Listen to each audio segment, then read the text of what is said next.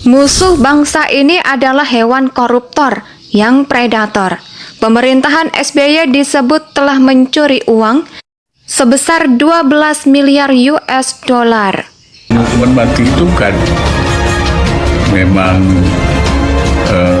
dibolehkan, walaupun ada yang keberatan, tapi banyak negara membolehkan, agama juga membolehkan dalam kasus pidana tertentu yang memang sulit untuk diatasi dengan cara-cara lain.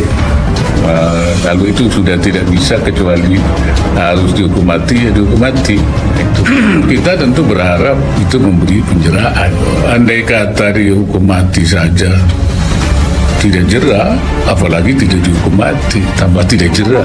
Ada potensi masalah, segera ingatkan. Tapi kalau sudah ada niat buruk untuk korupsi, ada mensreanya, ya harus ditindak. Silahkan digigit saja.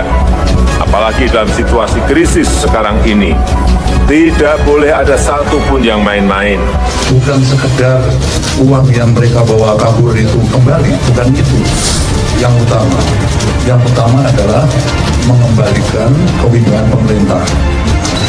Seseorang warga negara ya salah, sudah diadili secara adil tentunya, dan sudah divonis dan sudah inkrah, lalu dia kabur, itu adalah pelecehan terhadap hukum. Itu dan tentu tidak akan kita biarkan. Itu masalah pokoknya. Anas minta minggu yang lalu supaya dipanggil sebagai saksi untuk meringankan ya Ibas sama SBY, dan KPK sudah memanggil, tapi Ibas maupun SBY tidak bersedia.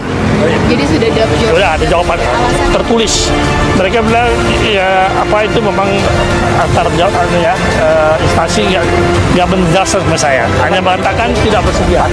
Berapa uang rakyat masih dikembalikan, kemudian adakah kaitan dengan hal yang ada dengan kasus-kasus lain, dan yang poin yang terakhir bagaimana solusinya masyarakat. Jadi publik harus melihat tulisan Pak SBY kali ini. Pak SBY ingin, sebutlah, mungkin saya kurang pas, tetapi Pak SBY ingin membela diri. Barangkali ini ada hubungan dengan dana Pilpres dan menyangkut kandidat tertentu, dan itu tapi dikaitkan juga sama beliau kan. Ini pernah saya alami ketika kasus Senturi. Nah, misalnya kelompok Pak Jokowi mau menerjemahkan, bisa dengan berbagai argumentasi. Pak SBY sedang marah, Mas Bayu juga bisa. Pengaktifan kembali tim pemburu koruptor, pemburu aset, pemburu tersangka, pemburu terpidana dalam tindak pidana yang melarikan diri atau yang bersembunyi atau yang disembunyikan, sekarang terus berproses. Aliran darah sebuah bangsa itu ya dirusak oleh koruptor itu. Sehingga saya memang kalau koruptornya serius dengan jumlah besar, baik grip, kanan greedy gitu ya, saya setuju hukuman mati. Dan sebenarnya kan sudah ada ancaman hukuman mati. Indonesia sejak dulu kala tetap dipuja-puja bangsa. Kekayaan yang dimiliki bangsa ini bisa memakmurkan seluruh rakyat Indonesia, tapi tidak akan pernah cukup memuaskan hasrat kerakusan, walau hanya untuk satu saja seorang koruptor. Seorang koruptor tak ubahnya seperti hewan omnivora, predator, yang bahkan segala filosofinya adalah hidup untuk makan. Namun begitu hewan predator hanya membutuhkan makan yang cukup, mengenyangkan perutnya saja. Meskipun begitu, mungkin dari kita belum pernah mendengar ada predator yang menimbun makanannya untuk persiapan waktu 1 minggu ke depan. Berbeda dengan koruptor yang bisa menimbun hasil korupsinya untuk beberapa tahun ke depan. Bahkan berupaya mempersiapkan hasil rampokannya itu untuk bisa digunakan oleh 7 keturunan. Tidak cukup di situ, bahkan seorang koruptor memiliki rencana bagaimana hasil rampokannya itu bisa menumpuk dan berkembang berlipat-lipat. Koruptor adalah predator terganas yang hidup di tengah masyarakat. Salah satunya, keahlian yang dimilikinya adalah pandai mengkamuflase, tapi seolah orang yang paling bisnis, paling nasionalis, dan paling bersih dari praktek korupsi. Padahal di balik itu semua manusia ini lebih berbahaya dengan hewan. Yang paling berbisa sekalipun, hewan berbisa akan menyerang jika merasa terancam. Sementara koruptor akan menyerang dan mengancam siapa saja yang dianggap menjadi penghalang hasrat kerakusan dan keserakahannya.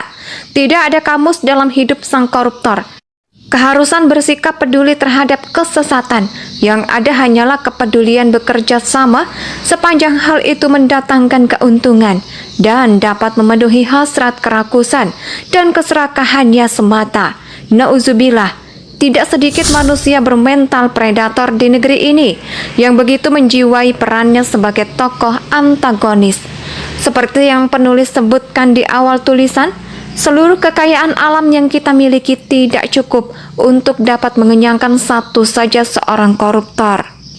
Yang seperti hewan predator, apalagi untuk beberapa hewan koruptor yang predator.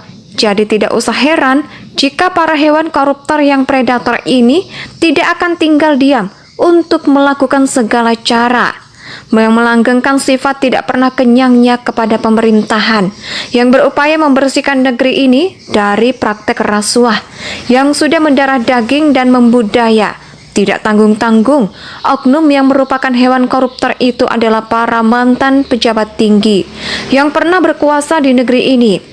Sebut saja Presiden ke-6 SBY yang militaris, yang juga seperti artis, itu menurut salah satu media asing merilis bahwa pemerintahan Presiden Susilo Bambang Yudhoyono telah melakukan sebuah konspirasi kejahatan besar atau sekitar 170 triliun rupiah dan mencucinya melalui bank-bank internasional dan tidak kurang dari 30 pejabat. Biaya terlibat dalam kejahatan tersebut. Hal ini tidak termasuk kasus-kasus korupsi lainnya, seperti beberapa proyek mangkrak seperti Hambalang, yang lucunya SBY sebagai pemimpin tertinggi menolak kasus korupsi yang terjadi pada proyek mangkrak Hambalang, tidak mengkaitkannya dengan korupsi EKTP, dan banyak lagi kasus korupsi lainnya. Hal yang sama dilakukan oleh mantan Wapres yang pengusaha dalam kasus pengadaan kondensat BP Migas, di mana negara dirugikan sebesar 2,7 miliar US dollar atau setara dengan 37,8 triliun rupiah. Pada kasus pengadaan mobil klien di Pelindo II, di mana JK minta buat agar tidak membeda-bedakan kebijakan korporasi dan banyak kasus lainnya yang mengarah kepada dirinya. Disinilah penulis jadi merasa jijik dengan pola perilaku para mantan pejabat yang haus kekuasaan, yang tidak segan-segan mengorbankan orang lain demi memuaskan hasrat kerasukan, yang tak pernah memberikan sedikit pun rasa cukup selain menganggap bahwa hanya soal waktu menjadikan orang lain sebagai tumbal hawa nafsunya. Pada era kekuasaan kedua hewan koruptor yang predator inilah, pemahaman radikal tumbuh subur menjadi kekuatan merusak kondisi tentram dan damai di Indonesia, menjadi pemerintahan sebuah negara yang tak pernah sepi dari bisingnya aksi demonstrasi, yang pada awal masyarakatnya menganut ajaran adiluhung yang merupakan ruh budaya Nusantara, kini hanyut terbawa derasnya arus ajaran yang melengkung daya kritis masyarakat. Kekayaan yang dimiliki bangsa ini bisa memakmurkan seluruh rakyat Indonesia, tapi tidak akan pernah cukup memuaskan hasrat kerakusan, walau hanya untuk satu saja seorang koruptor. Seorang koruptor tak ubahnya seperti hewan omnivora, predator, yang bahkan segala filosofinya adalah hidup untuk makan. Namun begitu hewan predator hanya membutuhkan makan yang cukup, mengenyangkan perutnya saja. Meskipun begitu, mungkin dari kita belum pernah mendengar ada predator yang menimbun makanannya untuk persiapan waktu 1 minggu ke depan. Berbeda dengan koruptor yang bisa menimbun hasil korupsinya untuk beberapa tahun ke depan. Bahkan berupaya mempersiapkan hasil rampokannya itu untuk bisa digunakan oleh 7 keturunan. Tidak cukup di situ, bahkan seorang koruptor memiliki rencana bagaimana hasil rampokannya itu bisa menumpuk dan berkembang berlipat-lipat. Koruptor adalah predator terganas yang hidup di tengah masyarakat. Salah satunya keahlian yang Indonesia tanah air beta, pusaka abadi nan jaya.